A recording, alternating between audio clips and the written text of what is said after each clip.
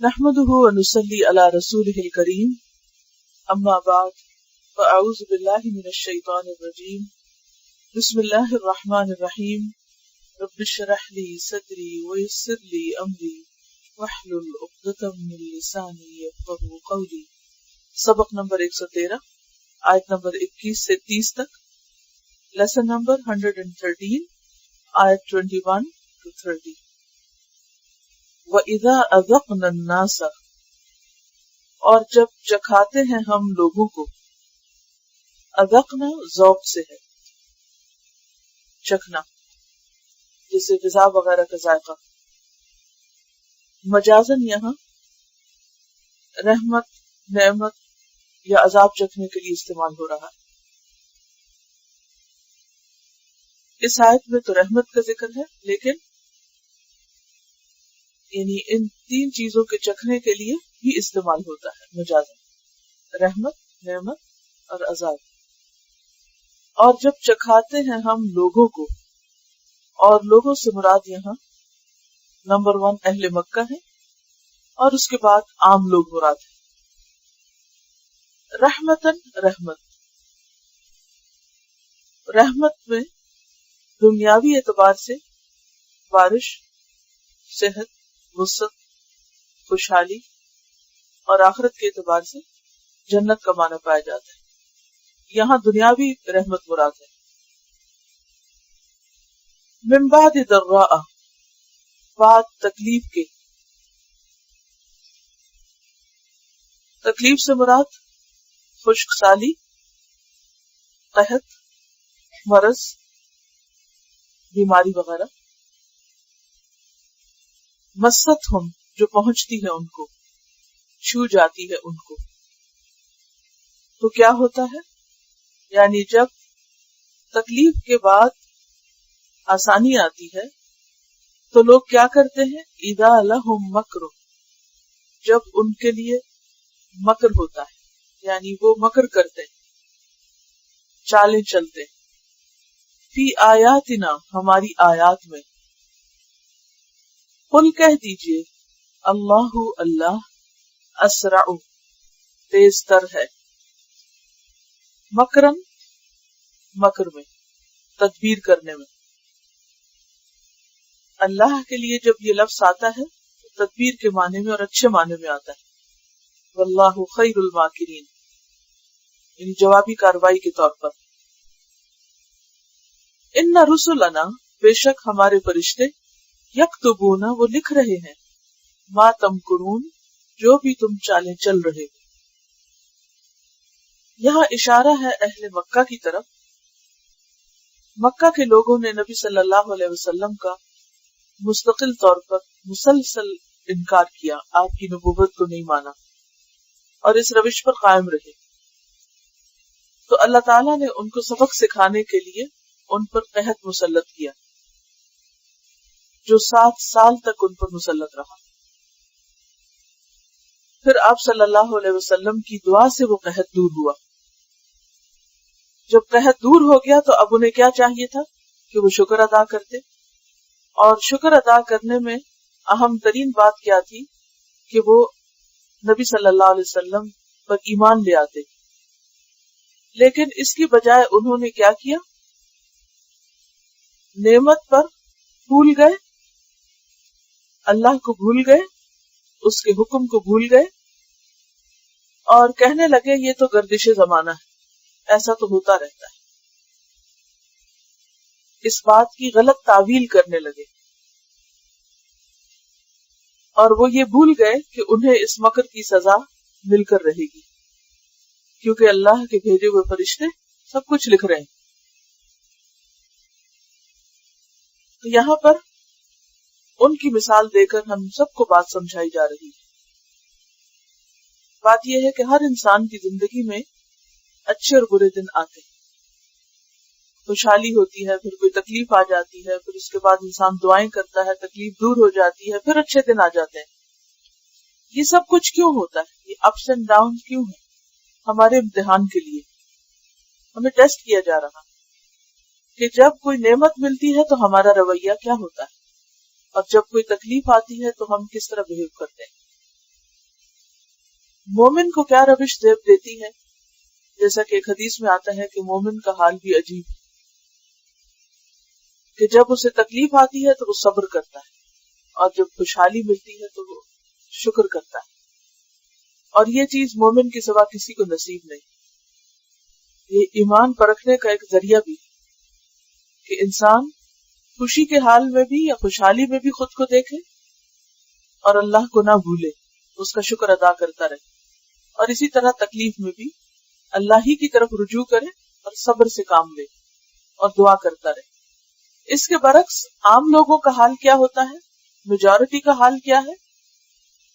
وَإِذَا أَذَقْنَا النَّاسَ رَحْمَةً، جب ہم اپنی رحمت کا مزہ ان کو چکھاتے ہیں، یعنی دنیاوی اعتبار سے ان کو صحت، نعمت، فراغت اور طرح طرح کی نعمتوں سے نوازتے ہیں، اور خصوصاً من بعد ضراء مستہم، تکلیف آنے کے بعد، مثلا صحت کی بجائے اگر کوئی بیمار ہو گیا تو بیماری کے بعد جب اس کو صحت ملتی ہے، یا پھر قحط کے بعد دن اچھے ہو جاتے ہیں، رزق فراغت ملنے لگتا ہے، یا اسی طرح مثلا جاب نہیں تھی تو جاب اچھی مل گئی، یا اور کوئی پریشانی تھی تو وہ ختم ہو گئی، دن پھر گئے، اولاد نصیب ہو گئی، یعنی کوئی بھی نعمت جو ایک طویل انتظار کے بعد ملتی ہے تو اس وقت انسان کا حال دیکھنے والا ہوتا ہے، اور دیکھا یہ جاتا ہے کہ اب وہ کرتا کیا ہے۔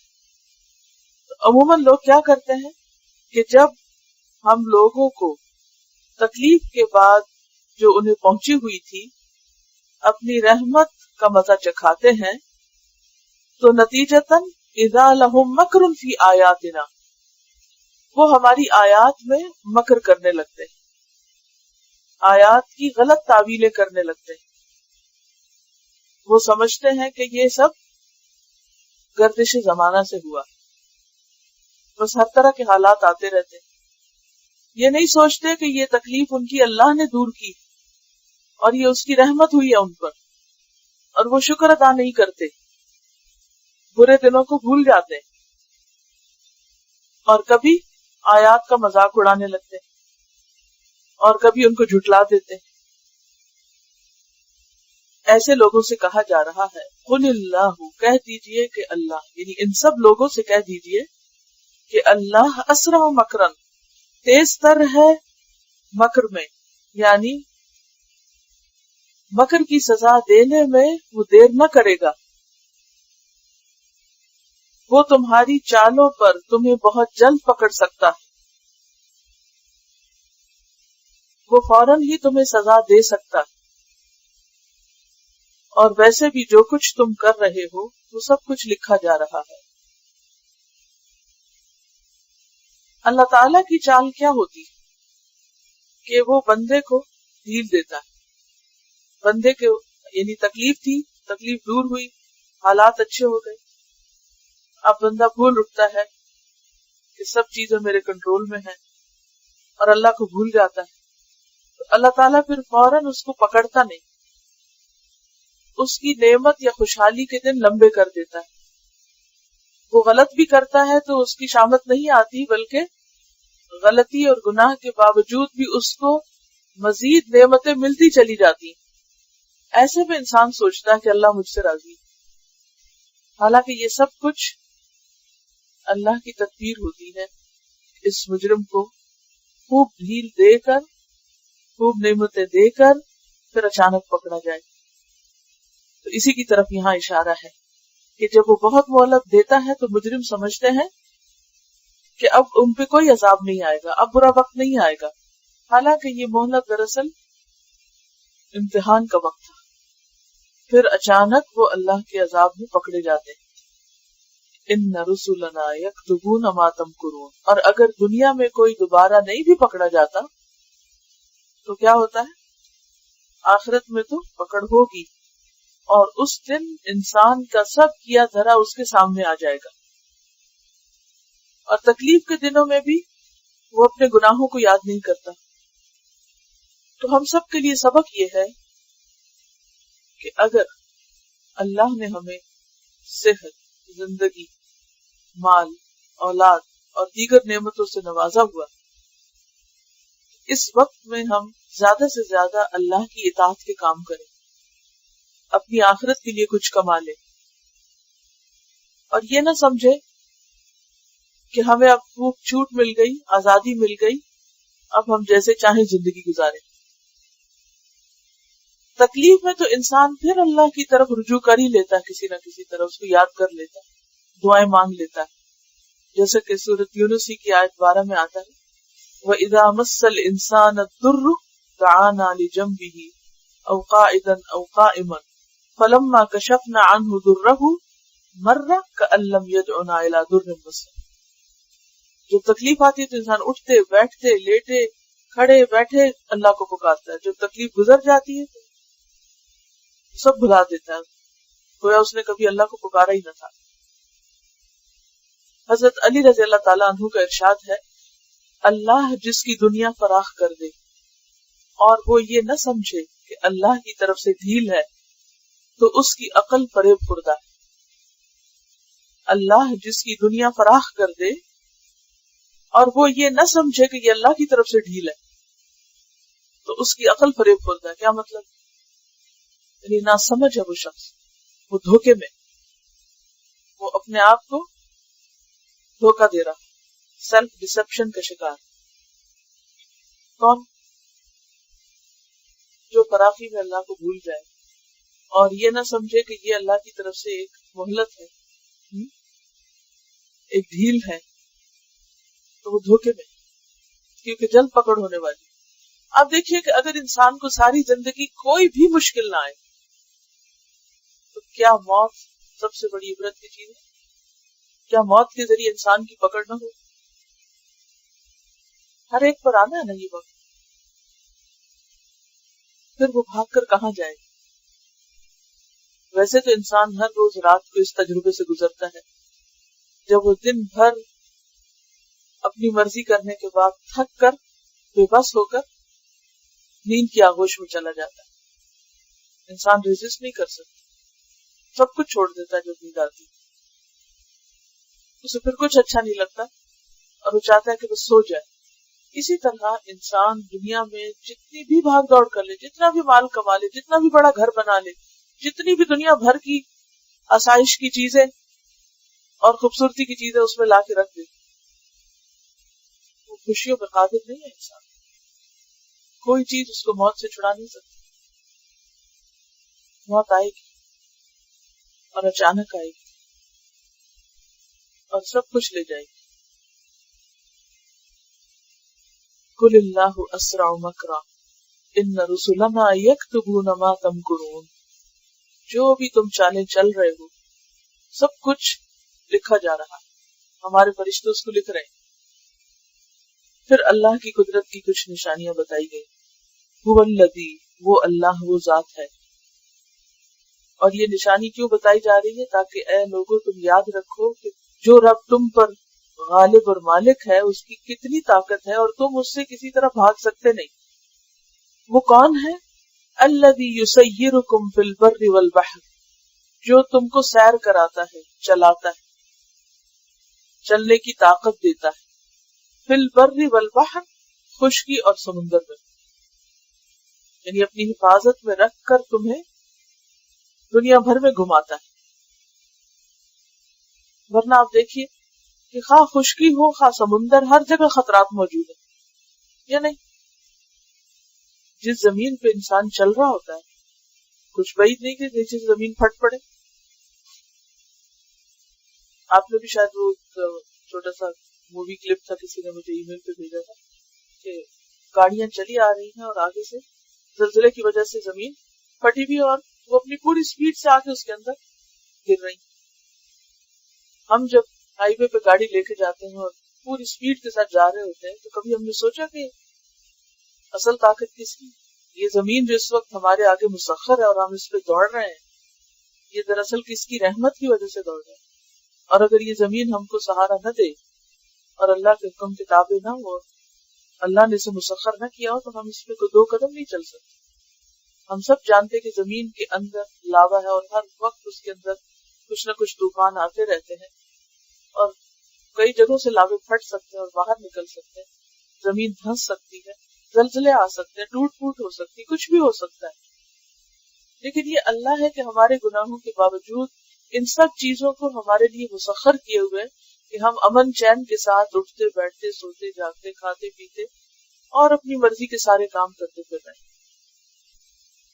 فرمایا کہ سوچو وہ کون ہے جو تمہیں یہ مہلت دیے ہوئے ہے، وہ اللہ ہی ہے، هو الذی یسیرکم فی البر والبحر، اور نہ صرف یہ کہ خشکی میں بلکہ سمندر پر آپ دیکھیں زمین کے 3 حصے تو پانی سے ڈھکے ہوئے سمندر ہے، اور اس میں کتنے زیادہ شپس چلتے ہیں اور کتنی زیادہ ان شپس کے اندر سامان ہوتے ہیں، کتنی ٹریفک ہے پانی پر بھی، لیکن کبھی کبھار ہم سنتے ہیں کہ ہاں وہ فلاں کشتی ڈوب گئی ہے، کبھی کچھ ہو گیا، ورنہ نارملی تو ایسا نہیں ہے۔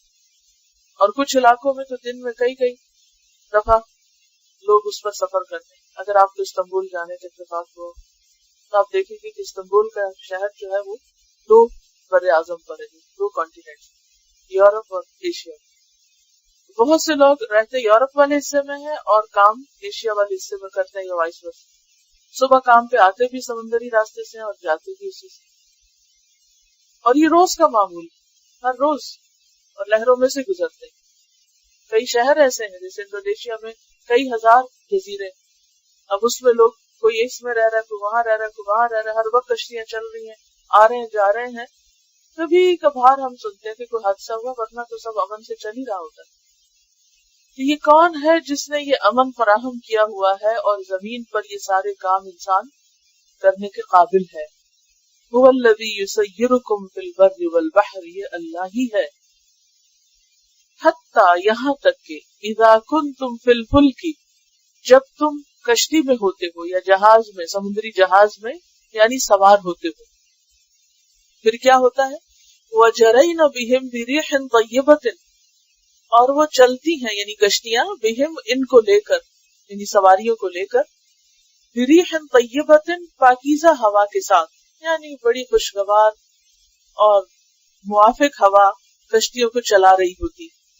لوگ بیٹھتے ہیں اور ایک دم پانی میں جا کے تو بہت خوش ہو جاتے ہیں، اور خاص طور پر جب موافق ہوا ملے تو کشتی بھی بہت سہولت کے ساتھ چل رہی ہوتی ہے اور ہچکولے وغیرہ کم ہوتے ہیں۔ وَفَرِحُوا بِهَا، تو انسان کی طبیعت کے اندر قدرتی طور پر ایک خوشی آ جاتی ہے۔ یعنی عموماً لوگ پکنک کرنے جاتے ہیں ایسی جگہوں پر، یعنی سیل کرتے ہیں یا بوٹنگ کرتے ہیں یا پانی پر تفریح کے لیے بھی جاتے ہیں۔ فرمایا کہ جب تم کشتیوں پہ سوار ہوتے ہو اور وہ تمہیں لے کر پاکیزہ ہوا کے یعنی موافق ہوا کے ساتھ چل رہی ہوتی ہیں، فرحوا بہا، تو سب خوش ہو جاتے ہیں۔ جاءتھا، آ جاتی ہے اس کے پاس یعنی اس کشتی کے پاس یا ان کے پاس، ریح عاصف، زناٹے کی ہوا، اچانک ہوا کا رخ بدل جاتا ہے اور تیز ہوا شروع ہو جاتی، آندھی آنے لگتی۔ آپ دیکھیے کہ جب آندھی آنے لگتی ہے تو کچھ پتہ چلتا ہے؟ کوئی پہلے سائن ہوتا ہے یا سمبل ہوتا ہے نہیں، تو چلنا شروع ہوتی ہے اور ایک دم ہوا تیز ہو جاتی۔ پچھلے چند دنوں میں آپ نے دیکھا کہ کیسی تیز تیز ہوائیں تھی، کوئی بھی نہیں بند باندھ سکا، کوئی بھی نہیں روک سکا کسی چیز کو۔ تو فرمایا کہ موافق ہوائیں چلتے چلتے اچانک ہوائیں تیز ہو جاتی۔ جاءتھا ریح عاصف، عاصف کا لفظ جو ہے عصف سے ہے، عین صاد فا، خشک نباتات کو کہتے ہیں۔ یہ درختوں کے پتے وغیرہ، ٹوٹی پھوٹی ہوئی چیزیں، بھوسی وغیرہ جو اڑتی، یعنی جو ٹوٹ ٹوٹ کے چورا ہو جائے وہ عاصفہ ہوتا ہے۔ یعنی وہ ہوا عاصفہ ہوتی ہے جو چیزوں کو توڑ پھوڑ کے پھر اڑاتی۔ ریح عاصف، تیز ہوا، وجاءہم الموج، اور آ جاتی ہیں ان کے پاس موجیں، یعنی طوفانی موجیں، لہریں۔ جو ہی ہوا تیز ہوتی ہے تو پانی میں بھی اضطراب شروع ہو جاتا ہے اور شدید قسم کی لہریں اٹھنے لگتی ہیں۔ کبھی آپ نے سمندر کا سفر کیا ہو یا سمندر کے کنارے گئے ہو، ساحل پر سیر کے لیے گئے ہو، تو آپ نے دیکھا ہوگا کہ جس دن ہوا تیز ہوتی ہے اس دن لہروں میں بھی تیزی ہوتی، تو وہ ہر طرف سے لہریں اٹھنے لگتی۔ وَظَنُّوا، اور وہ خیال کرتے، انہم، بے شک وہ، احیط بہم، ان کو گھیر لیا گیا، یعنی لہروں نے آ گھیرا. پہلے وہی لوگ جو خوش تھے، انجوائے کر رہے تھے، اب ہوا کی تیزی کی وجہ سے پریشان ہو اٹھتے ہیں اور انہیں نظر آنے لگتا ہے کہ اب گئے تو اب گئے. اب سب لوگ اپنی تفریح، پکنک، کھانا پینا سب کچھ چھوڑ کر دعوا اللہ مخلصین لہ الدین، پکارنے لگتے ہیں اللہ کو خالص کرتے ہوئے اس کے لیے دین کو اس کے لیے خالص کرتے ہوئے وہ اللہ کو پکارنے لگتے ہیں، دعائیں مانگنے لگتے ہیں اور وعدے کرنے لگتے ہیں. کیا وعدے؟ لئن انجیتنا من ہذہ، البتہ اگر تو نجات بخشے ہم کو اس سے، یعنی اس مصیبت سے، اس ہال سے، لنکونن من الشاکرین، البتہ ہم ضرور ہو جائیں گے شکر کرنے والے. یعنی اگر ہمیں اس مصیبت سے اب نجات مل جائے تو ہم تیرے شکر گزار ہو جائیں گے، یعنی تیرے اوپر ایمان لے آئیں گے، تیری توحید کو مانیں گے، تیرے رسول کو مانیں گے، جو تو کہتا ہے ہم سب کریں گے. نظر و نیاز، منت، سماجت سب کچھ کرتے ہیں. یہ انسان کی ایک نفسیات ہے. انسان اپنی فطرت کے اعتبار سے یا جسمانی اعتبار سے بہت حساس ہے، وہ تکلیف برداشت نہیں کر سکتا. یہ وجہ کہ آپ دیکھیں گے کہ جب ہمارے سر میں درد ہو یا جسم میں درد ہو تو ایک دم ہمارے چہرے پر سنجیدگی آ جاتی ہے، یا نہیں؟ سیریس ہو جاتے ہیں، کھچاؤ آ جاتا ہے، ہماری شکل اتر جاتی ہے، ہماری آنکھیں جو ہے وہ بدل جاتی ہیں، ساری رونق ماری جاتی ہے. جہاز میں بھی آپ نے دیکھا ہوگا کہ جب ذرا سا جھٹکا لگے یا اوپر نیچے ہو تو سارے لوگ بعض اوقات اونچے اونچے بھی بغیر کسی کے کہے کلمہ پڑھنے لگتے ہیں. وہی لوگ جو اخباریں پڑھ رہے ہوتے ہیں، وہ بھی دیکھ رہے ہوتے ہیں اور ادھر ادھر کی باتیں کر رہے ہوتے ہیں، سب باتیں ہر چیز چھوٹ جاتی ہے، پھر ایک دم سیریس ہو جاتے ہیں اور پھر حقیقت کا اعتراف کرنے لگتے ہیں. یعنی ان کو ریالٹی نظر آنے لگتی ہے کہ طاقت ہمارے ہاتھ میں نہیں ہے، جہاز پائلٹ کے ہاتھ میں نہیں ہے، یہ کسی اور کے ہاتھ میں جو چلا رہا ہے اس کو، جس کو ہم ماننے کو تیار نہیں. تو جو ہی انسانی کنٹرول انسان کو ڈھیلا ہوتا نظر آتا ہے تو فوراً اس کا مزاج بدل جاتا ہے اور پھر وہ ان چیزوں کو دیکھنے لگتا ہے جو عام حالات میں نظر نہیں آتی. پھر وہ خدا کو دیکھنے لگتا ہے، اس کی قدرت کو دیکھنے لگتا ہے، پھر وہ حقیقت تک پہنچنے لگتا ہے. عموماً اگر کوئی ہم سے حقیقت کی بات کرے، موت کی بات کرے، آخرت کی بات کرے تو ہم سننا نہیں چاہتے، ہمارا دل نہیں لگتا اس میں، اور بعض اوقات سمجھ بھی نہیں آتی کہ کوئی کیا کہہ رہا ہے، اوپر سے باتیں جاری ہوتی. لیکن جب کبھی ایسا کوئی جھٹکا لگے تو انسان فوراً جاگ اٹھتا ہے. اسی کی طرف یہاں اشارہ ہے کہ عام زندگی میں بھی جب انسان کے حالات اس کے موافق ہوتے ہیں، ہر چیز اس کی مرضی کے مطابق چل رہی ہوتی ہے تو انسان خوشی سے پھولے نہیں سماتا. اور یکایک جب کوئی ان ایکسپیکٹڈ چیز پیش آ جاتی ہے جس کا انسان تصور بھی نہیں کرتا تو پھر انسان کو پریشانی اور ڈپریشن اور تکلیف کے آثار نمایاں ہو جاتے. پھر انسان اللہ کی طرف رجوع کرنے لگتا ہے اور وعدے کرتا ہے کہ اگر یہ مصیبت ٹل گئی تو میں ضرور شکر گزار ہوں. لیکن پھر کیا ہوتا ہے؟ فلما انجاہم، پھر جب وہ ان کو نجات دے دیتا ہے، یعنی انہوں نے دعائیں کی، آہوزاریاں کی، حالات درست ہو گئے، اللہ نے دعا قبول کر لی، پھر انسان کا رویہ کیا ہوتا ہے؟ اذا ہم یبغون فی الارض بغیر الحق، تب وہ زیادتی کرنے لگتے ہیں زمین میں، یعنی فساد اور فتنے اور ظلم کرنے لگتے ہیں، سرکشی اور بغاوت پہ اتر آتے ہیں. بغیر الحق، ناحق دوسروں کو ستانے لگتے ہیں اور اپنے فائدے اور مفاد کے لیے کسی کی پرواہ نہیں کرتے، کسی کو اس کا حق نہیں دیتے. پھر وہ سمجھتے ہیں کہ ہم ہی خدا ہو گئے، ساری پاور کے مالک ہم، سارا کنٹرول ہمارے ہاتھ میں. یا ایھا الناس، اے لوگو، سب کو خطاب ہے، انما بغیکم علی انفسکم، بے شک تمہارے ظلم کا وبال تم ہی پر ہے. تم برا کرو گے تو تم ہی کو بھگتنا ہوگا، تم زیادتی کرو گے تو اس کا وبال تم ہی پہ آئے گا. اب دیکھیں کہ ایک انسان جب کسی کے خلاف ہاتھ اٹھاتا ہے یا گن اٹھاتا ہے یا کوئی بھی کسی بھی طریقے سے ظلم کرتا ہے، وقتی طور پہ تو یہ لگتا ہے نا کہ دوسرے کو مار پڑ رہی ہے، لیکن یہ ساری اکٹھی ہو رہی ہوتی ہے خود اسی کی خاطر، اس نے واپس پلٹنا ہے جلدی، لیکن انسان اس وقت ہی بھول جاتا ہے کہ میں اگر کسی پر ایک ذرے برابر بھی ظلم کروں گا تو مجھے اس کا بدلہ دینا پڑے گا. اگر انسان اللہ کے حق میں زیادتی کرے یا بندوں کے حق میں، دونوں طرح سے انسان پکڑ میں ہے. یا ایھا الناس انما بغیکم علی انفسکم، لوگوں تمہارے ظلم اور گناہ اور زیادتی کا وبال خود تم ہی پر پڑے گا.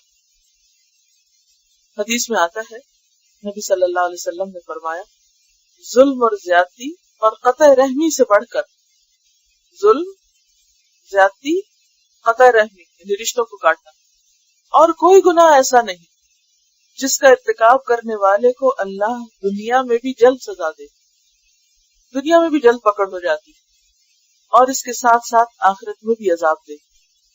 ایسا نہیں ہوتا کہ دنیا کی سزا سے اس کی آخرت کی سزا کم ہو جائے گی، یہاں بھی پکڑ وہاں بھی پکڑ.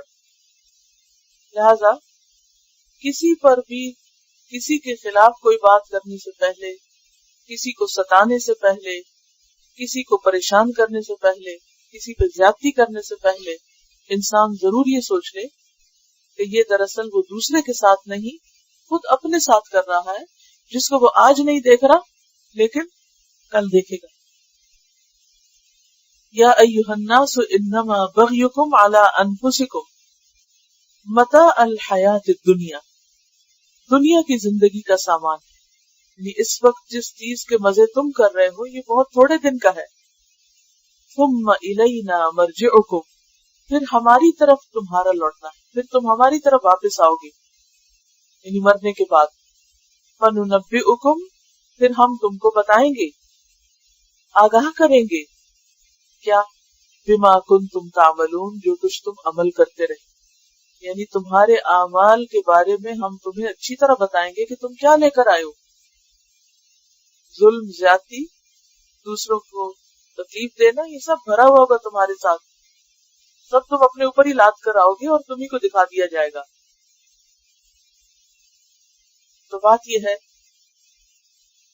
کہ انسان جب صحت، طاقت، خوشحالی، موافق حالات میں ہوتا ہے تو عموماً اللہ کو بھول جاتا ہے، اس کے احکامات کو بھول جاتا ہے، انسانوں کے حقوق کو بھول جاتا ہے اور بے دریغ دوسروں پر زیادتی کرنے لگتا ہے، یہ سوچ کر کہ شاید ہر چیز اس کے اپنے کنٹرول میں، اگر حالات موافق ہے تو شاید اس کی اپنی کوئی کوشش ہے، حالانکہ یہ سب بہت عارضی ہوتا ہے، بہت وقتی ہوتا ہے اور بہت جلد بدل جانے والا. پھر وہ وقت جلد آ جائے گا کہ انسان اللہ کے جلال کو دیکھ کر لرز اٹھے. قیامت کے دن یہ سب چیزیں اس کے ہاتھ سے چھن چکی ہوں گی اور پھر انسان اقرار کرے گا کہ میری غلطی، لیکن وہاں یہ اقرار فائدہ نہ دے گا. عقل مند وہ ہے جو دنیا میں اپنی غلطیوں کو دیکھ لے، دنیا میں اسے اپنی خطائیں نظر آ جائیں اور پھر وہ یہی اپنی اصلاح کر لے اور یہیں پر اللہ سے معافی مانگ لے. تو وہاں جو بھلائی پائے وہ اللہ کی تعریف کرے کہ اللہ نے اس کو توفیق دی، اور جو کسی اور صورتحال سے دوچار ہو تو وہ صرف اپنے آپ ہی کو ملامت کرے کہ یہ اس کی اپنی زیادتی، کیونکہ جو اس نے کیا وہی اس کے سامنے آ رہا، وہی اس کی طرف پلٹنے والا ہے.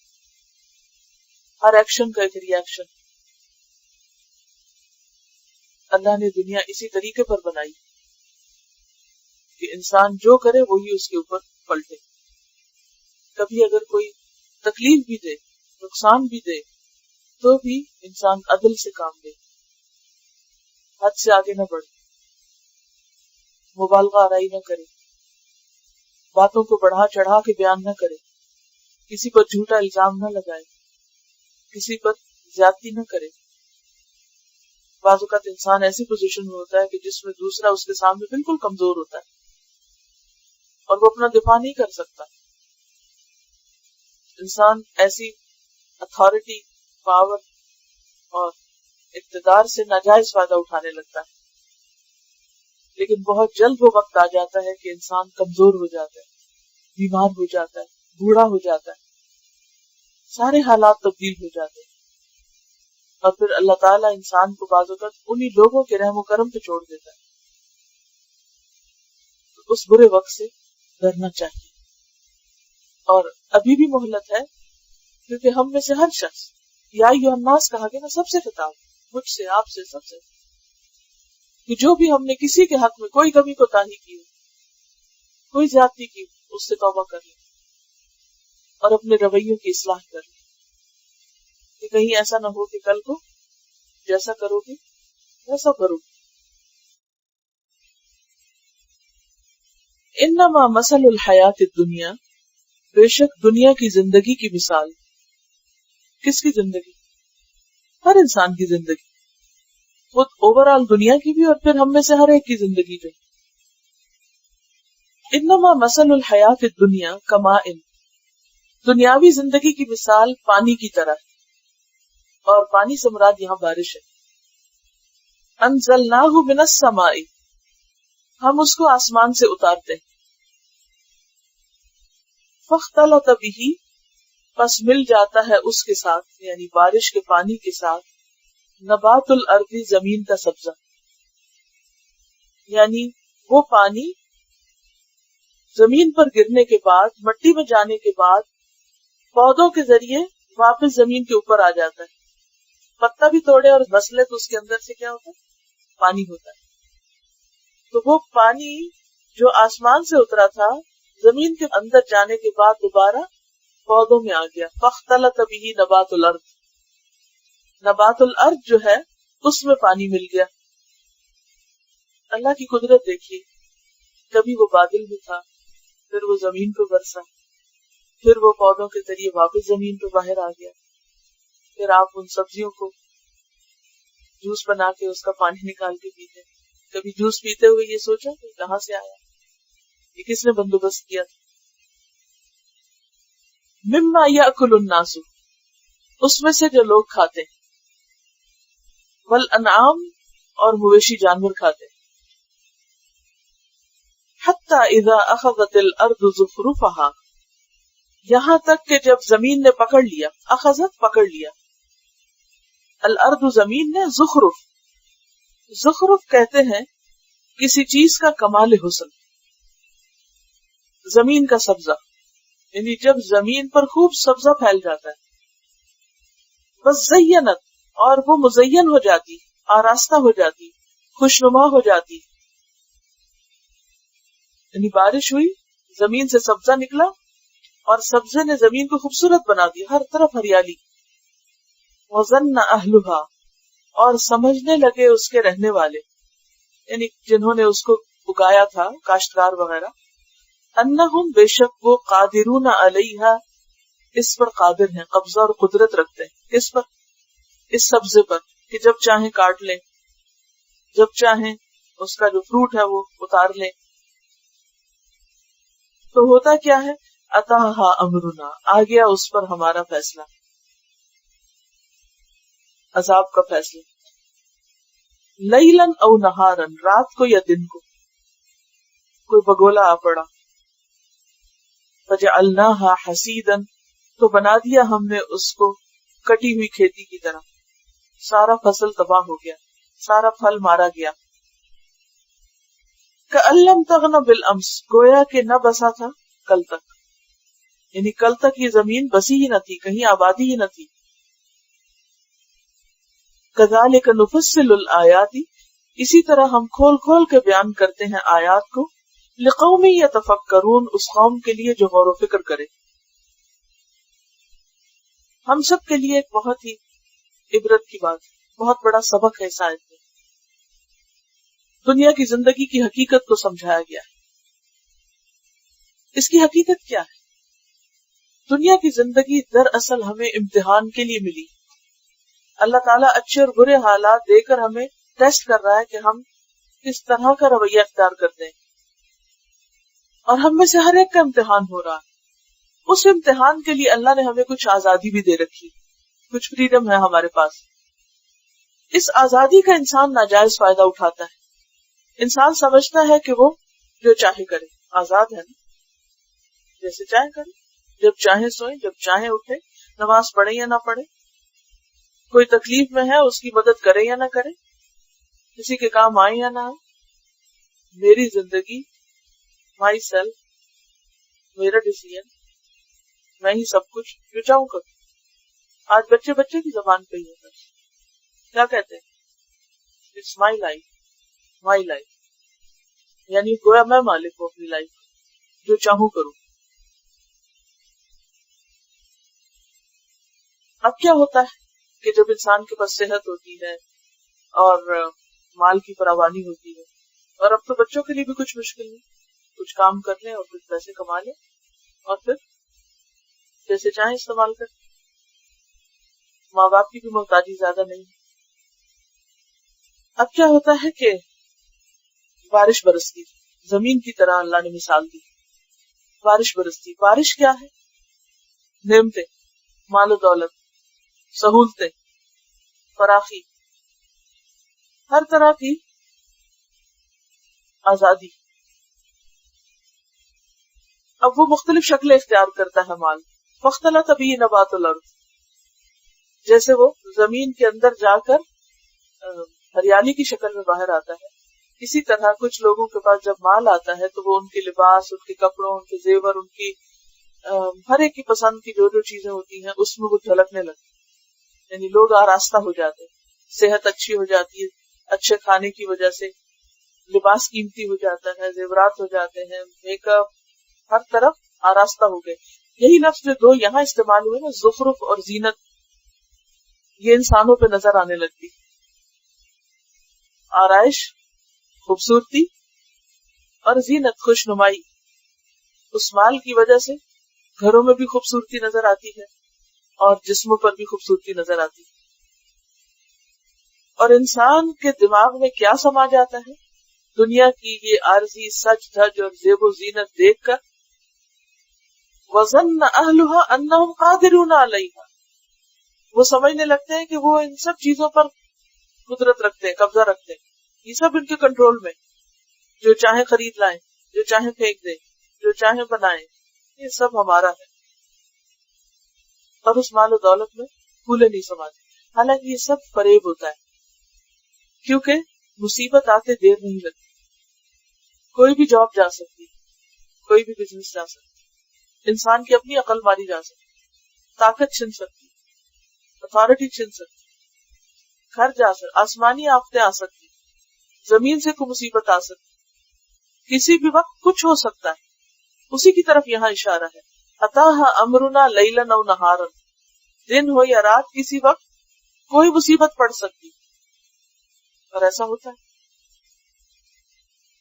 جس کے سر پہ یہ سب کچھ چل رہا ہوتا ہے، راتوں رات اس کو ہارٹ اٹیک ہوتا ہے، ختم ہو جاتا ہے. اب بڑے بڑے ڈیکوریشن پیس پڑے ہیں گھر میں، قیمتی پردے لٹکے ہوئے، لیکن ہر چیز بے رونق ہو کے رہ جاتی. جس نے اپنے لیے سب کچھ بنایا تھا اور جو ان چیزوں پہ فخر کرتا تھا وہی نہ رہا.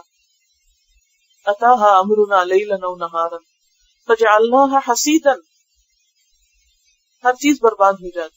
اور اگر ایسا نہ بھی ہو تو وقت کے ساتھ ساتھ کیا ہوتا ہے، چیزیں پرانی ہو جاتی، ان پہ گرد و غبار پڑ جاتا ہے، ان کا رنگ تبدیل ہو جاتا ہے. کوئی بھی پرانا گھر اپنے ذہن میں لائیں جو ایک وقت میں بہت بڑی حویلی تھا، پھر آہستہ آہستہ صلاحیتیں کم ہونے لگتی، انسان ان کو مینٹین نہیں کر سکتا، ان سب چیزوں کو، اس قیمتی فرنیچر کو، قیمتی قالینوں کو، رونق اور زینت کی ان تمام چیزوں کو. حتیٰ کہ جب انسان پہ مصیبت آتی ہے تو پھر آہستہ آہستہ سب ساتھ بھی چھوڑنے لگتے ہیں، دوست چھٹنے لگتے ہیں. وہ لوگ جو مال کی وجہ سے اکٹھے ہوتے ہیں اور آپ کی خوشیوں میں شریک ہوتے ہیں، وہ بھی اب مال نہیں رہا آپ کے پاس، یا صحت نہیں رہی، یا آپ ان کی خدمت پہ قادر نہیں رہے، تو وہ بھی آہستہ آہستہ چھٹ جاتے ہیں، اولاد بھی ساتھ چھوڑ جاتی، اور پھر بس انسان اپنا ہی آپ رہ جاتا ہے. یعنی کہ کوئی بھی چیز جس کے اوپر خوب بہار آ جاتی، جو چیز بہت اونچی چلی جاتی، اللہ نے اس کی قسمت میں لکھ دیا، خواہ وہ کوئی بھی انسان ہو، کہ اسے پھر آہستہ آہستہ واپس اترنا ہے، یا اچانک گرنا ہے یا آہستہ آہستہ واپس. किसी भी घर, किसी भी हवेली, किसी भी जगह की कोई शान शौकत बाकी नहीं रहती। बड़े से बड़े घर बिक जाते हैं, लोग चले जाते हैं, सब कुछ खत्म हो जाता है। यह है जिंदगी की हकीकत। और यूं लगता है कि अल्लम तगना बिलम्स, जैसे यहाँ कभी कोई रहा ही न था, कभी बसा ही न था, कभी ये जमीन हरी हुई ही न थी, कभी इस बाग में कोई था ही नहीं। अब देखिए कि हम सब इस एक्सपीरियंस से गुजरे हैं ना। अपने माँ बाप का घर याद करें, जब आप छोटे थे, छोटे छोटे बच्चे, छोटे छोटे बहन भाई, सुबह शाम एक हंगामा, एक रौनक, कोई कुछ कर रहा है, कोई कुछ कर रहा है, खेल रहे हैं, कूद रहे हैं। फिर आहिस्ता आहिस्ता सब बड़े हो गए, फिर आए सब चले गए, खत्म, खाली पड़े हैं घर, या बिक गए और उन पर नई इमारतें बन गई, उनमें रहने वाले चले गए, या दुनिया से चले गए, या उन घरों से चले गए, कहीं और जाना पड़ा। कहाँ गया वो सब कुछ? क्या हकीकत है उसकी? बिल्कुल ऐसे ही जैसे अभी बाहर आने वाली आप देखेंगे कि हर चीज लहलहा उठेगी, फिर कुछ 2-4 महीने के बाद आप देखेंगे कि कहाँ गए वो पत्ते, भरे हुए दरख्तों के पत्ते जो उतरे, जो ढेर लगते हैं, वो भी कहाँ गए? वो भी खत्म हो गए कहीं। फिर नए पत्ते आ जाते हैं, फिर नया सब्जा आ जाता है, फिर वही अमल हर साल दोहराया जाता है। ये ऐसे ही तो नहीं अल्लाह ताला दोहराता, ये कुछ सिखाना चाहता है हमको कि इससे इबरत पकड़ो कि कोई भी खूबसूरत चीज, कोई भी बाग, कोई भी ज़ेब ज़ीनत हमेशा बाकी नहीं रहती। मत समझो तुम इन पे कादिर हो, इन पे कुदरत किसी और की है, और उसको मत भूलो। दुनिया की जाहिरी जिंदगी के साजो सामान और खुशहाली को देखकर आखिरत को याद रखो। नेमतों में खासतौर पर अपनी वापसी और अंजाम को ना भूलो। कज़ालिक नुफ़स्सिलुल आयात, हम खोल खोल के आयात बयान कर रहे हैं। लिक़ौमी यतफ़क्करून, उन लोगों के लिए जो गौर व फिक्र करें, जो सोचने समझने की सलाहियत रखते हैं, वो इनसे बहुत कुछ सबक सीख सकते हैं। तो बात यह है कि इंसान जाहिरी हालात से बहुत जल्द धोखा खा जाता है, जाहिरियत पसंद, जाहिरी रौनक देखकर फूल उठता है, इम्प्रेस हो जाता है, और जो चीज वक्ती है उसको मुस्तकिल समझ लेता है, टेम्परेरी चीजों को परमानेंट समझता है। लेकिन हकीकत यह है कि कुछ भी यहाँ परमानेंट नहीं, वो सिर्फ आखिरत में, वो सिर्फ जन्नत है या जहन्नम। जो कुछ दुनिया में है सब आर्जी है, सब जाने वाला है, खत्म होने वाला है। इसकी खुशहाली देखकर कभी अपनी हैसियत को ना भूले, और सिर्फ इसी के लिए मेहनत करते हुए दुनिया से न चले जाएं। अपनी आखिरत के लिए भी कुछ सामान करें। हम जितना भी कमा लें, कमा के अपने पीछे वालों के लिए छोड़ जाएं, वो भी चंद दिनों में भूल जाएंगे। लेकिन इंसानों की अक्सरियत इसी धोखे का शिकार, वो समझते और चले गए, मुझे तो भी रहना है, इसलिए मरते दम तक मजीद दुनिया का सामान इकट्ठा करने की हिर्स कहीं खत्म होने का नाम नहीं लेती। इसके बरक्स अल्लाह वल्लाहु यदउ इला दारिस्सलाम, और अल्लाह बुला रहा है दारुस्सलाम की तरफ, सलामती के घर की तरफ, जिसमें न टूट फूट है, न वीरानी है, न बर्बादी है, न तन्हाई है। वो घर जन्नत का घर है, जिसमें हर तरफ अमन है, सुकून है। ना कोई बीमार होगा वहां, ना कोई बूढ़ा होगा, ना कोई फकीर और कंगाल होगा। वहां सिर्फ अमन ही अमन, खुशी ही खुशी।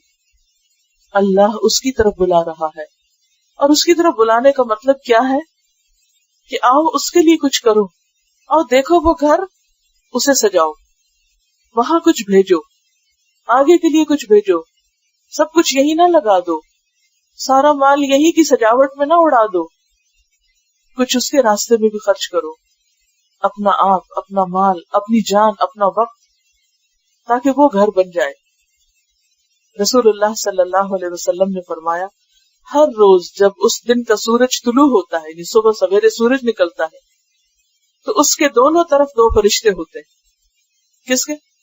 सूरज के। आइंदा जब सुबह सूरज निकला देखें तो इमेजिन करें इसको, جب سورج نکل رہا ہوتا ہے تو اس کے دو طرف دو فرشتے ہوتے ہیں جو اعلان کر رہے ہوتے ہیں پوری دنیا میں، جسے جنوں اور انسانوں کے سوا اللہ کی ساری مخلوق سنتی ہے اس اعلان کو. کیا کہتے ہیں؟ اے لوگو اپنے رب کی طرف آؤ، بے شک جو مال کم ہو اور کفایت کرے وہ اس سے بہتر ہے جو زیادہ ہو مگر غافل کر دے. صرف مال کی طرف نہ بھاگو. لیکن آپ نے دیکھو گے کہ اس وقت زیادہ تر لوگ گھروں سے نکل کر کس طرف بھاگ رہے ہوتے ہیں؟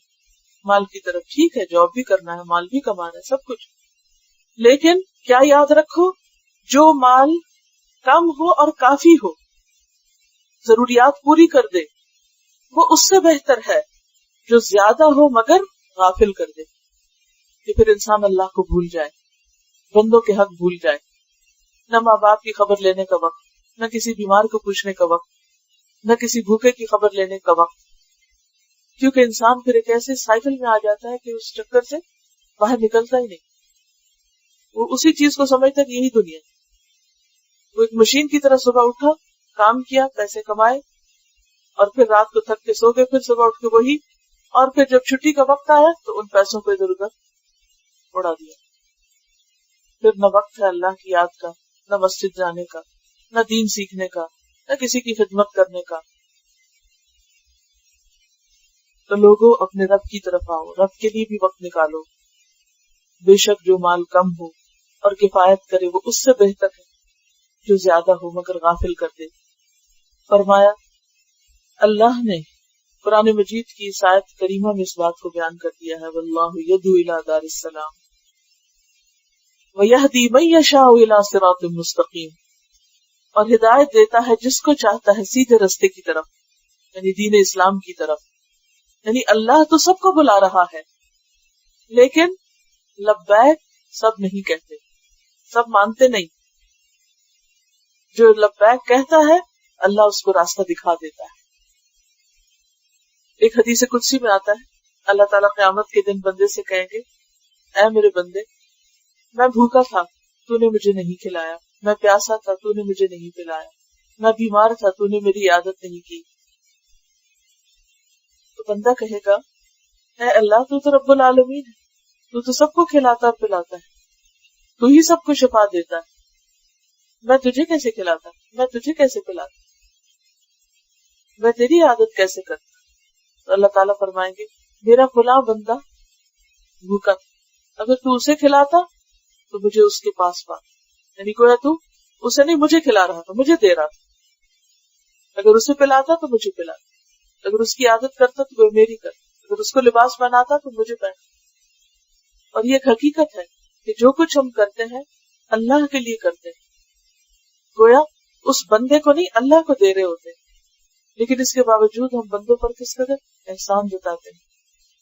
حالانکہ اللہ تعالیٰ فرماتے ہیں لا تبطلوا صدقاتکم بالمن والاذى، مت ضائع کرو اپنے صدقات کو احسان جتا کے اور اذیت دکھ دے کے. کہ کسی کے کچھ کام آ بھی جاتے ہیں تو پھر اس پر بوجھ بن جاتے ہیں. تو یہ سب کچھ کیا ہے؟ خود کو نقصان دینے والی بات. جب ہم کسی بندے کے ساتھ کوئی احسان کرتے ہیں تو بیچ میں سے وہ بندہ نکل جاتا ہے، ہمارا اور اللہ کا ڈائریکٹ معاملہ ہو جاتا ہے، اور وہی چیز قبول ہوتی، اسی کا فائدہ ہے، اور باقی سب چیزیں ضائع ہو جاتی اگر وہ بیچ میں آ جائے. پھر فرمایا للذین احسنوا الحسنى وزیادہ، للذین احسنوا، ان لوگوں کے لیے جنہوں نے احسان کیا، نیکی کی، بھلائی کی. الحسنى، ان کے لیے بھلائی ہے. حسنہ کا معنی ہوتا ہے اچھی، عمدہ، نیک جزا، جنت. یعنی حسنہ کا ایک معنی جنت بھی ہے.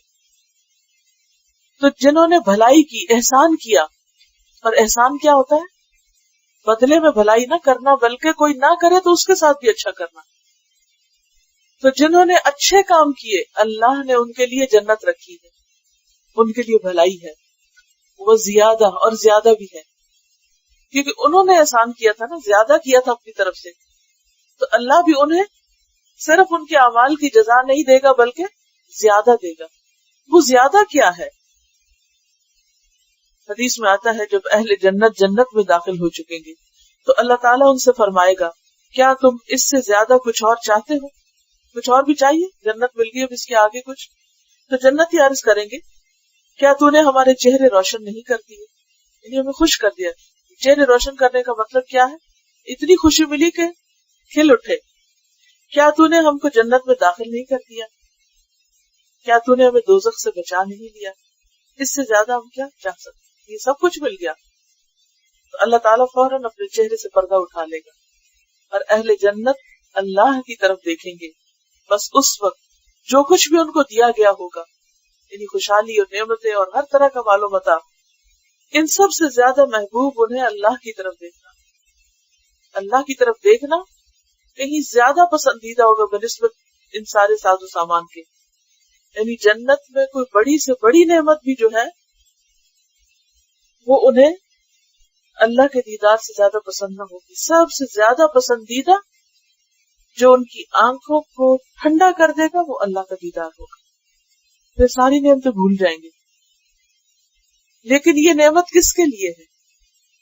محسنین کے لیے ہے، جو احسان کرے، جو کسی کی برائی کے جواب میں برا نہ کرے، معاف کر دے، جو کسی کی زیادتی پر درگزر کرے، جو ان کے ساتھ کم اچھا سلوک کرے اس سے ان سے بڑھ کے اچھا سلوک کرے، یہ نہ کہے وہ بھی تو ایسا ہی کرتا ہے میں کیوں نہ کروں۔ وہ جو کرتا ہے اپنے لیے کرتا ہے، اور آپ کس کے لیے کر رہے ہیں؟ اپنے لیے کر رہے ہیں۔ تو للذین احسنوا الحسنى وزیادہ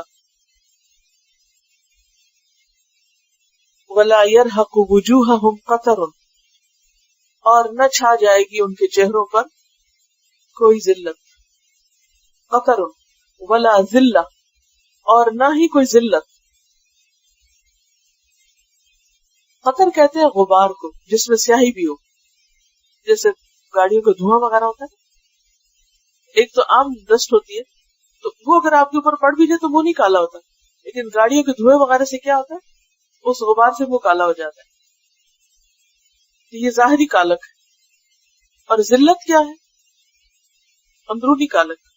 انسان کو جب کوئی ذلیل کرتا ہے تو اس کے اندر ایک تکلیف آتی ہے۔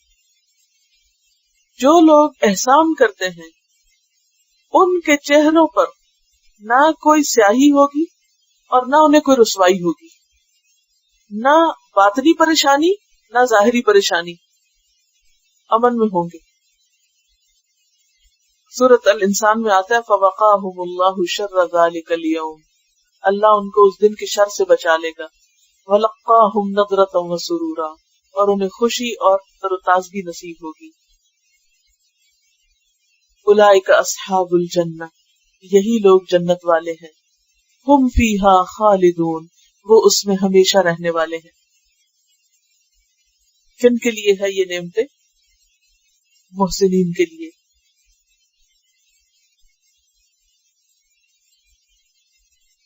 لیکن ہم میں سے کتنے لوگ ہیں کہ جو دکھ اٹھا کے تکلیف اٹھا کے بھی احسان کرنا نہ بھولے، اچھائی پہ قائم رہے، یہاں تک کہ اپنے رب سے جا ملے، کیونکہ انہوں نے رب کی خاطر یہ سب کچھ کیا، بندوں کی خاطر نہیں کیا، اور رب سے بہتر جزا کون دے سکتا ہے کسی۔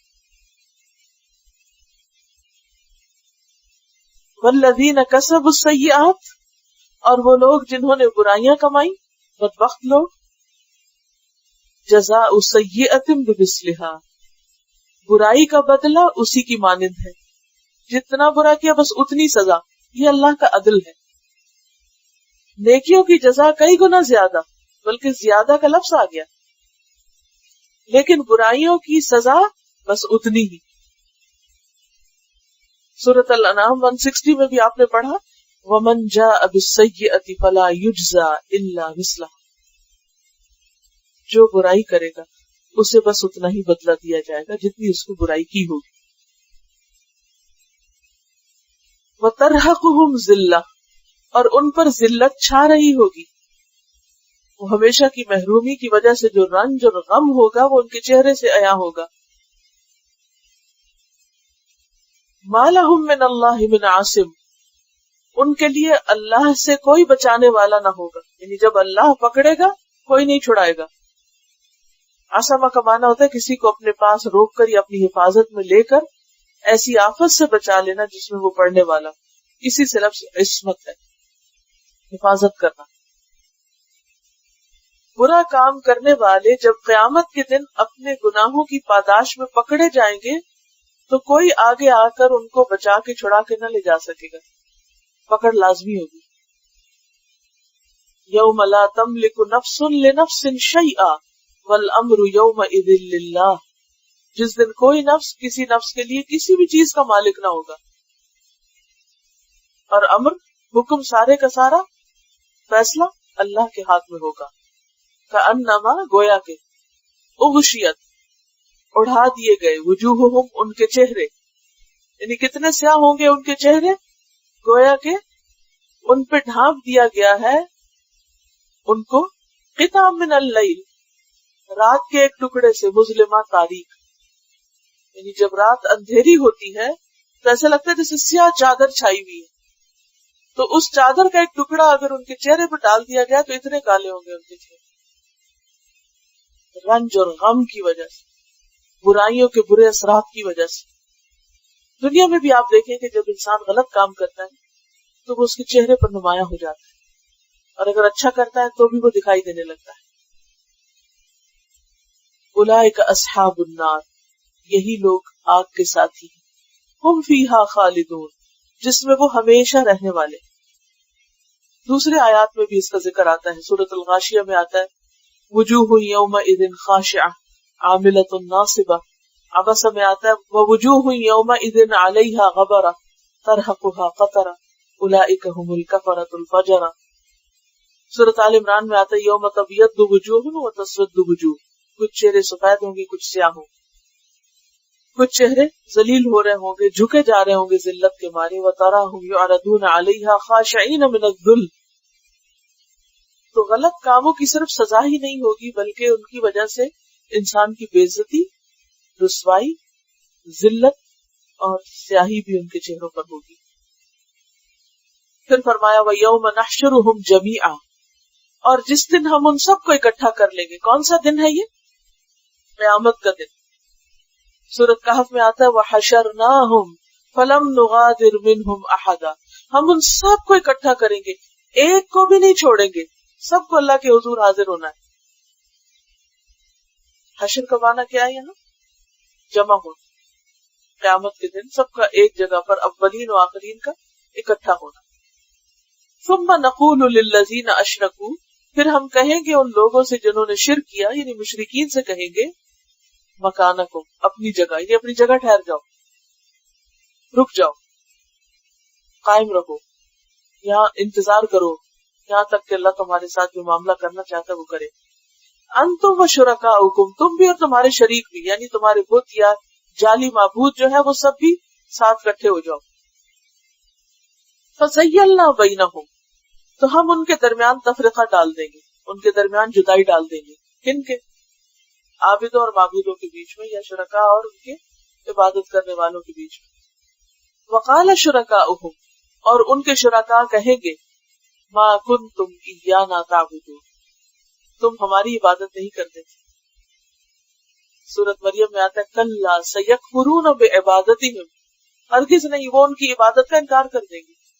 वयकूनून अलैहिम ज़िद्दा, और वो उनके खिलाफ जिद में आ जाएंगे, मुखालिफ दुश्मन बन जाएंगे। हमने कब कहा था तुम हमारी इबादत करो? क्योंकि इस कायनात में जो कुछ है सब अपने रब का वफादार है। आज दुनिया में इंसान अगर पत्थर से बुत बना के रख देता है तो वो, उस पत्थर का कोई कसूर नहीं, वो पत्थर फिर भी अपने रब की तस्बीह करता है। इंसान उसके आगे झुकता है, वो पत्थर अपने रब के आगे झुक रहा होता है, और रब ही का वफादार है।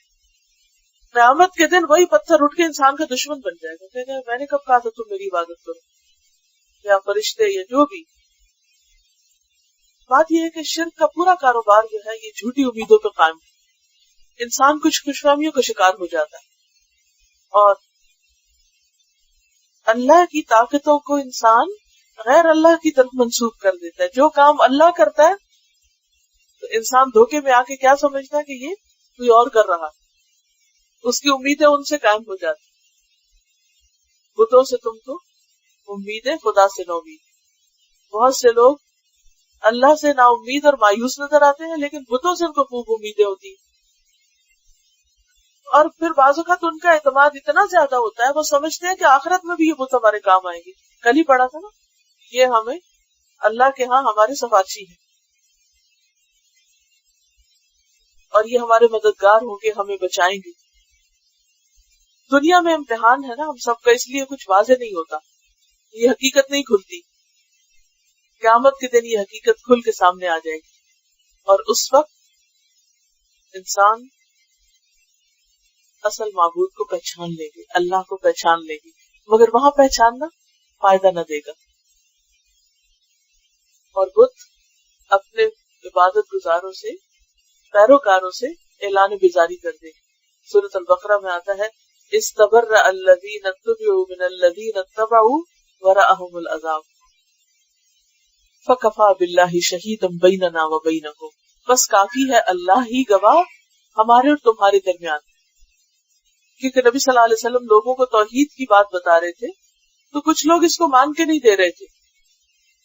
آپ نے ہر طرح کی دلیل سے ان کو بات سمجھا دی، اور اس کے بعد معاملہ اللہ پہ چھوڑ دیا کہ تم ہمیں غلط کہتے ہو، قیامت کے دن اللہ فیصلہ کر دے گا. فَكَفَى بِاللَّهِ شَهِيدًا بَيْنَنَا وَبَيْنَكُمْ. اور وہ کس طرح کہ قیامت کے دن خود معبود کہہ اٹھیں گے کہ ان كُنَّا عَنْ عِبَادَتِكُمْ لَغَافِلِينَ، ہم تمہاری عبادت سے بالکل غافل تھے. ہم نے کبھی تمہیں اس بات کی دعوت نہ دی تھی کہ تم ہماری عبادت کرو، کبھی حکم نہ دیا تھا کہ تم ہمارے پیچھے آؤ. ہم تو خود بھی اس کو پسند نہیں کرتے تھے. لہذا اللہ کی گواہی کافی ہے کہ سچا کون ہے، جھوٹا کون. یعنی جب باطل معبود عبادت کرنے والوں سے بات کریں گے تو ان سے بیزاری کا اعلان کریں گے اور کہیں گے کہ ہمیں نہیں خبر تم کیا کر رہے تھے، ہم نے تمہیں نہیں کہا تھا کہ یہ سب کچھ کرو ہمارے ساتھ. ہنالک تبلو کل نفس ما اسلفت. ہنالک اسی جگہ، کس جگہ؟ حشر میں. تبلو آزما لے گا، کل نفس ہر شخص، ما اسلفت جو اس نے آگے بھیجا. یعنی جن اعمال کو اس نے آگے بھیجا وہ اس کے سامنے رکھ دیے جائیں گے اور وہ ان کو دیکھ لے گا. کس طرح دیکھ لے گا کہ کیا کچھ ہے اس کے پاس. آج ہم جو کچھ بھی کر رہے ہیں یہ کہاں جا رہا ہے؟ ریکارڈ ہو رہا ہے، اور ریکارڈ ہو کے اللہ کے ہاں سب کچھ پہنچ رہا ہے. جب قیامت کے دن ہم اٹھیں گے تو ہماری کتاب ہمارے ہاتھ میں دے دی جائے گی. اس وقت انسان کو حکم ہوگا اقرا کتاب، اپنی کتاب پڑھو. جیسے ایک طالب علم کو امتحان کے بعد نمبر لگ کر اس کا پیپر واپس کیا جاتا ہے نا، بچوں کے پیپر اکثر آتے ہیں گھر پہ، تو پھر کیا ہوتا ہے اس وقت ہر ایک کو پتہ چل جاتا ہے کیا غلطی کی، کہاں کی، کتنے نمبر ملنے چاہیے. بس یہی حال ہے انسان کا کہ قیامت کے دن ہر شخص اپنے نامہ اعمال کو دیکھ لے گا اور اس کی چھان پٹک کر لے گا، ری چیکنگ کر لے گا کہ کہاں نمبروں کی کمی بیشی ہوئی. اور اس وقت اس کو اپنی غلطیاں بھی پتہ چل جائیں گی کہ میں نے کیا کمی کی، کیا آگے بھیجا، کیا کرنا چاہیے اور کیا نہیں کیا. وَرُدُّوا إِلَى اللَّهِ مَوْلَاهُمُ الْحَقِّ. اور وہ لوٹا دیے جائیں گے اللہ کی طرف جو ان کا سچا مولا. وَضَلَّ عَنْهُمْ مَا كَانُوا يَفْتَرُونَ. اور کھو جائیں گے ان سے جو کچھ وہ گھڑتے تھے. کوئی بھی مدد کے لیے حاضر نہ ہوگا. جن کی وہ پوجا کرتے تھے اور جن کے بارے میں ان کا عقیدہ تھا کہ وہ قیامت کے دن ان کے کام آئیں گے، وہ سب چلتے بنیں گے. دنیا میں انسان خوش فہمی کا شکار ہے کہ وہ آخرت کے امتحان میں ان معبودوں یا بتوں کی وجہ سے کامیاب ہو جائے گا، یا جن کے بارے میں اس کو یقین ہے کہ یہ سفارش کر دیں. مگر آخرت میں یہ بات سامنے آ جائے گی کہ جو بھی میں نے ان پہ ٹرسٹ کیا تھا وہ سب جھوٹ تھا، غلط تھا، اور سارے سہارے غائب ہو جائیں گے کہیں، جیسے ان کا کبھی کوئی وجود ہی نہیں تھا. یہ بالکل ایسے ہی ہے کہ جیسے آپ مثلا کسی کو اپنی مدد کے لیے کہیں لے کر جائیں اور عین اس وقت جب آپ کو مدد چاہیے آپ اس کو بلائیں اور دیکھیں کہ وہ شخص صحیح نہیں ہو، کہاں گیا. مثلا اگر آپ کسی کو گواہ بنا کے لے جائیں کہیں عدالت میں اور جب گواہی کا وقت آئے تو وہ شخص کہیں غائب ہو چکا ہو، تو آپ کی سچویشن کیا ہوگی؟ مثلا بعض اوقات آپ اپنی تائید میں کسی کو کہتے ہیں کہ کوئی بولے، دنیا میں ہوتا ہے نا، آپ کسی ڈیفیکلٹ سچویشن میں پکڑے جاتے ہیں تو آپ کسی کو کہتے ہیں صحیح ذرا ان کو بتاؤ کہ میں نے کیا کہا تھا اور کیا نہیں، تو کہتے ہیں مجھے تو پتہ ہی نہیں. تو پھر اس وقت کیا ہوتا ہے؟ شرمندگی ہوتی ہے، اور کوئی آپ کے پاس اپنے بچاؤ اور دفاع کا سامان نہیں ہوتا. یہ ایک حقیقت ہے کہ انسان جن پہ آج سہارا رکھے ہوئے ہیں، اعتماد کر رہا ہے کہ یہ کل میرے کام آئیں گے، وہ سب غائب ہو جائیں گے. وَضَلَّ عَنْهُمْ، کھو جائیں گے، گم ہو جائیں گے.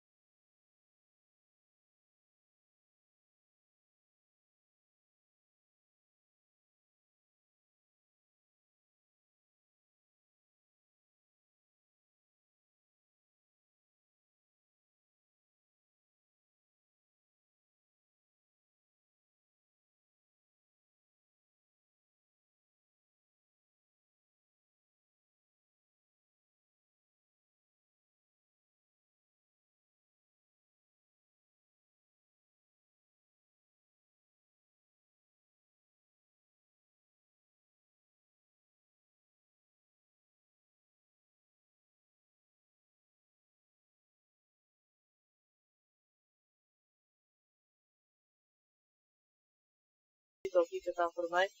وآخر دعوانا ان الحمد للہ رب العالمین. سبحانک اللہم و بحمدک نشہد ان لا الہ الا انت نستغفرک و نتوب الیک. السلام علیکم و رحمۃ اللہ وبرکاتہ.